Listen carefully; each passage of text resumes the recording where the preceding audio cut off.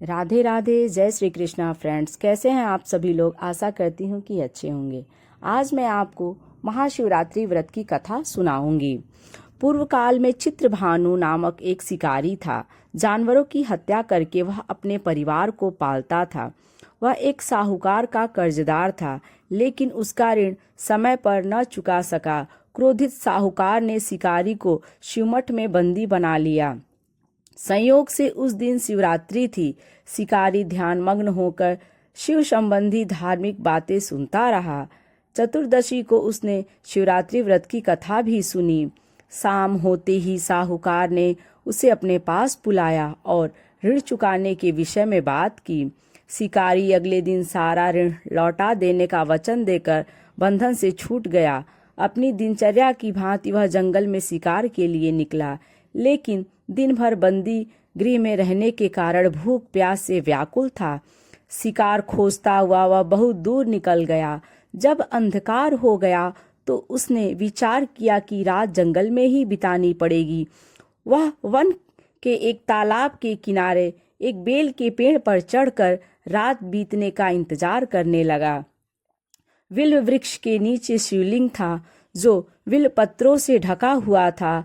शिकारी को उसका पता न चला।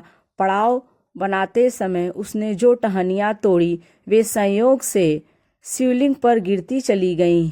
इस प्रकार दिन भर भूखे प्यासे शिकारी का व्रत भी हो गया और शिवलिंग पर बिलपत्र भी चढ़ गया।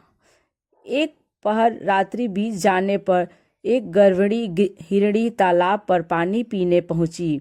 शिकारी ने धनुष पर तीर चढ़ाकर जो ही प्रत्यंचा खींची। हिरणी बोली, मैं गर्भिणी हूँ, शीघ्र ही प्रसव करूंगी। तुम एक साथ दो जीवों की हत्या करोगे, जो ठीक नहीं है। मैं बच्चे को जन्म देकर शीघ्र ही तुम्हारे समक्ष प्रस्तुत हो जाऊंगी, तब मार लेना। शिकारी ने प्रत्यंचा ढीली कर दी और हिरणी जंगली झाड़ियों में लुप्त हो गई। प्रत्यंचा चढ़ाने तथा ढीली करने के वक्त कुछ विल्वपत्र अनायास ही टूटकर शिवलिंग पर गिर गए। इस प्रकार उससे अनजाने में ही प्रथम पहर का पूजा भी संपन्न हो गया। कुछ ही देर बाद एक और हिरणी उधर से निकली। शिकारी की प्रसन्नता का ठिकाना न रहा। समीप आने पर उसने धनुष पर बाण चढ़ाया। तब उसे देख हिरणी ने विनम्रता पूर्वक निवेदन किया, हे शिकारी, मैं थोड़ी देर पहले ऋतु से निवृत्त हुई हूँ, कामातुर विरहिणी हूँ, अपने प्रिय की खोज में भटक रही हूँ। मैं अपने पति से मिलकर शीघ्र ही तुम्हारे पास आ जाऊंगी। शिकारी ने उसे भी जाने दिया। 2 बार शिकार को खोकर उसका माथा ठनका। वह चिंता में पड़ गया। रात्रि का आखिरी पहर बीत रहा था। इस बार भी धनुष से लगकर कुछ बेलपत्र शिवलिंग पर जा गिरे तथा दूसरे प्रहर की पूजा भी संपन्न हो गई। तभी एक अन्य हिरणी अपने बच्चों के साथ उधर से निकली। शिकारी के लिए यह स्वर्णिम अवसर था। उसने धनुष पर तीर चढ़ाने में देर नहीं लगाई। वह तीर छोड़ने ही वाला था कि हिरणी बोली, हे शिकारी, मैं इन बच्चों को इनके पिता के हवाले करके लौट आऊंगी। इस समय मुझे मत मारो। शिकारी हंसा और बोला, सामने आए शिकार को छोड़ दूं? मैं ऐसा मूर्ख नहीं। इससे पहले मैं 2 बार अपना शिकार खो चुका हूँ। मेरे बच्चे भूख प्यास से व्यग्र हो रहे होंगे। उत्तर में हिरणी ने फिर से कहा, जैसे तुम्हें अपने बच्चों की ममता सता रही है, ठीक वैसे ही मुझे भी। हे शिकारी, मेरा विश्वास करो, मैं इन्हें इनके पिता के पास छोड़कर तुरंत लौटने की प्रतिज्ञा करती हूँ।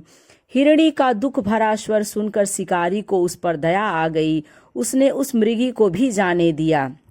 शिकार के अभाव में तथा भूख प्यास से व्याकुल शिकारी अनजाने ही बेल वृक्ष पर बैठा बेलपत्र तोड़ तोड़ कर नीचे फेंकता जा रहा था। पौ फटने को हुई तो एक हष्टपुष्ट मृग उसी रास्ते पर आया। शिकारी ने सोच लिया कि इसका शिकार वह अवश्य करेगा।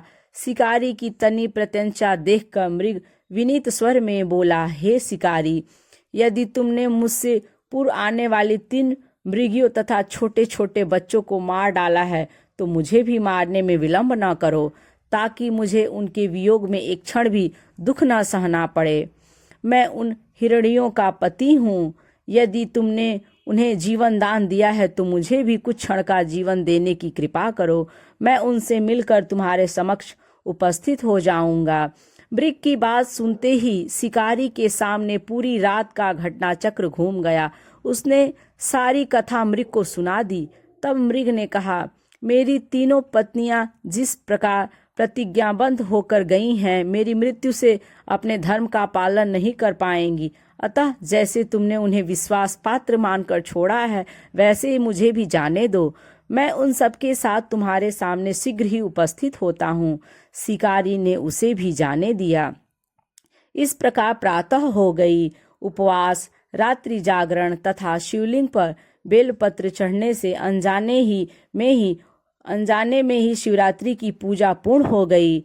पर अनजाने में ही की हुई पूजन का परिणाम उसे तत्काल मिला। शिकारी का हिंसक हृदय निर्मल हो गया, उसमें भगवत शक्ति का वास हो गया। थोड़े ही देर बाद वह मृग सपरिवार शिकारी के समक्ष उपस्थित हो गया ताकि वह उनका शिकार कर सके।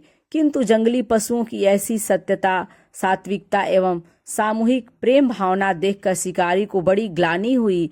उसने मृग परिवार को जीवन दान दे दिया। अनजाने में शिवरात्रि के व्रत का पालन करने पर भी शिकारी को मोक्ष की प्राप्ति हुई। जब मृत्यु काल में यमदूत उसके जीव को ले जाने आए तो शिवगणों ने उन्हें वापस भेज दिया तथा शिकारी को शिवलोक ले गए। शिव जी की कृपा से ही अपने इस जन्म में राजा चित्रभानु अपने पिछले जन्म को याद कर पाए तथा महाशिवरात्रि के महत्व को जानकर उसका अगले जन्म में भी पालन कर पाए। शिव कथा का यह संदेश है। शिकारी की कथा अनुसार महादेव जो अनजाने में किए गए व्रत का भी फल दे देते हैं, पर वास्तव में महादेव शिकारी की दया भाव से प्रसन्न हुए। अपने परिवार के कष्ट का ध्यान होते हुए भी शिकारी ने मृग परिवार को जाने दिया। यह करुणा की वस्तुतः उस शिकारी को उन पंडित एवं पुजारियों से उत्कृष्ट बना देती है जो कि सिर्फ रात्रि जागरण, उपवास एवं दूध, दही, बेलपत्र आदि द्वारा शिव को प्रसन्न कर लेना चाहते हैं। इस कथा में सबसे महत्वपूर्ण बात यह है कि इस कथा में अनजाने में हुए पूजन पर विशेष बल दिया गया है। इसका अर्थ यह नहीं है कि शिव किसी भी प्रकार से किए गए पूजन को स्वीकार कर लेते हैं अथवा भोलेनाथ जाने अनजाने में हुए पूजन में भेद नहीं कर सकते। वास्तव में वह शिकारी शिव पूजन नहीं कर रहा था। इसका अर्थ यह भी हुआ कि वह किसी तरह के किसी फल की कामना भी नहीं कर रहा था। उसने मृग परिवार को समय एवं जीवन दान दिया जो कि शिव पूजन के समान है। शिव का अर्थ ही कल्याण होता है। उन निरीह प्राणियों का कल्याण करने के कारण ही वह शिव तत्व को जान पाया तथा उसका शिव से साक्षात्कार हुआ। परोपकार करने के लिए महाशिवरात्रि का दिवस होना भी आवश्यक नहीं है। पुराण में 4 प्रकार के शिवरात्रि पूजन का वर्णन है। मासिक शिवरात्रि, प्रथम आदि शिवरात्रि तथा महाशिवरात्रि। पुराण वर्णित अंतिम शिवरात्रि है। नित्य शिवरात्रि, वस्तुतः प्रत्येक रात्रि ही शिवरात्रि है। अगर हम उन परम कल्याणकारी आशुतोष भगवान में स्वयं को लीन कर लें तथा कल्याण मार्ग का अनुसरण करें तो वही शिवरात्रि का सच्चा व्रत है। यह कथा आपको कैसी लगी कमेंट्स करके जरूर बताएं। यदि अच्छी लगे तो लाइक करें और यदि मेरे चैनल पर आप नए हैं तो इसे सब्सक्राइब करें।